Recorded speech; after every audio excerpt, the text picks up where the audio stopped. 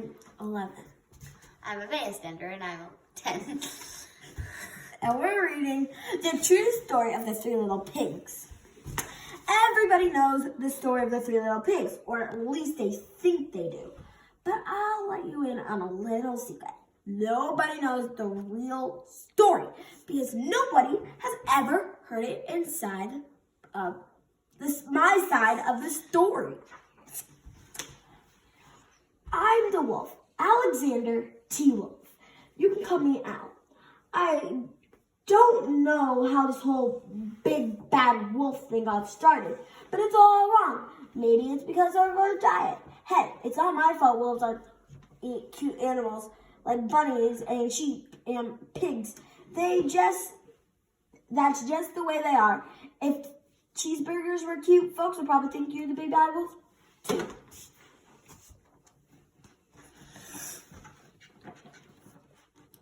But like I was saying, the whole big bad wolf thing is all wrong. The real story is about a sneeze and a cup of sugar. This is the real story.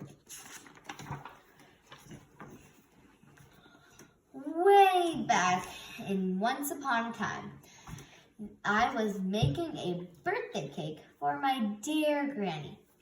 I had a terrible sneezing cold. I ran out of sugar. So I walked down the street to ask my neighbor for a cup of sugar.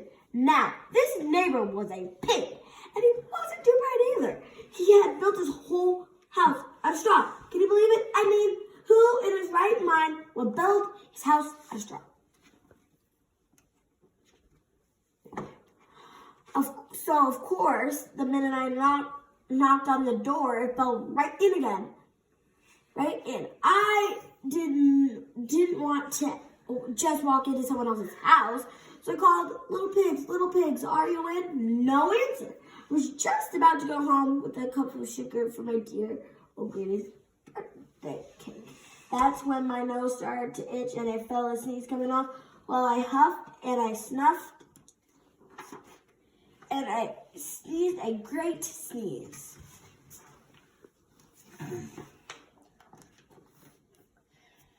And you know that what?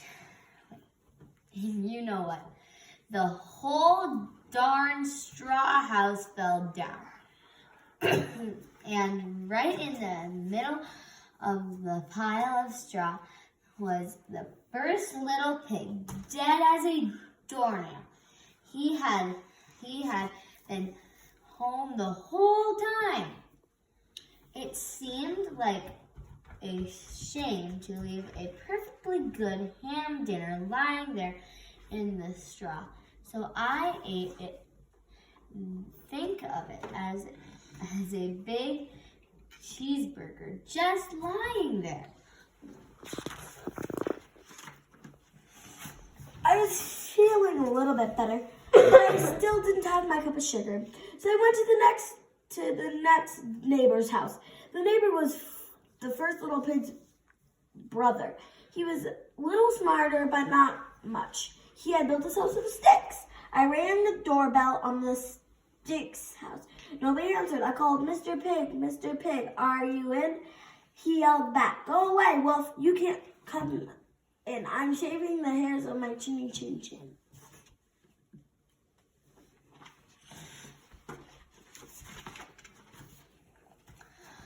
I had just grabbed the doorknob when I felt another sneeze coming on.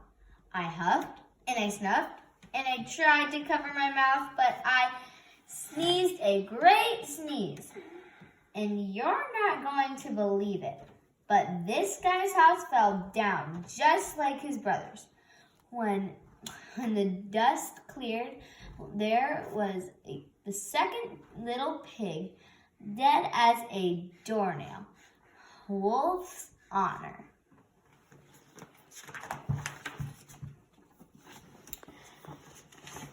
Now, you know food will spoil if you just leave it out in the open. So I did the only thing there was to do. I had dinner again. Think of it as a second helping. I was getting awfully full, but my cold was feeling a little bit better, and I still didn't have that cup of sugar for my dear old granny's birthday cake. So I went to the next house. This guy was the first and second little pig's brother. He must have been the brains of the family. He built up his house out of bricks. So I knocked on the brick house. No answer. I called, Mr. Pig, are you in? And do you know what that rude little porker answered? Get out of here. Wolf, don't bother me again.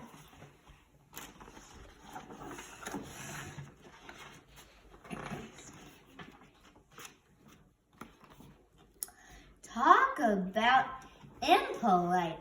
He probably had a whole sack full of sugar, and he wouldn't give me even one little cup for my dear sweet old granny's birthday cake. What a pig.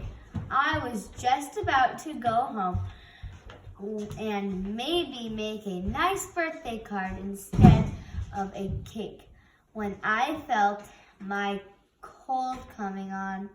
I huffed and I snuffed and I sneezed once again. Then the third little pig yelled, "And your old granny can sit on a pin."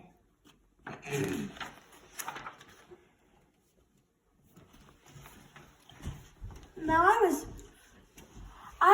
a usual pretty calm fellow, but when someone talks about my granny like that, I go a little crazy. When the cops drove up, of course I was trying to break down the pig's door, and the whole time I was huffing and puffing and sneezing and making a real scene. The rest, as they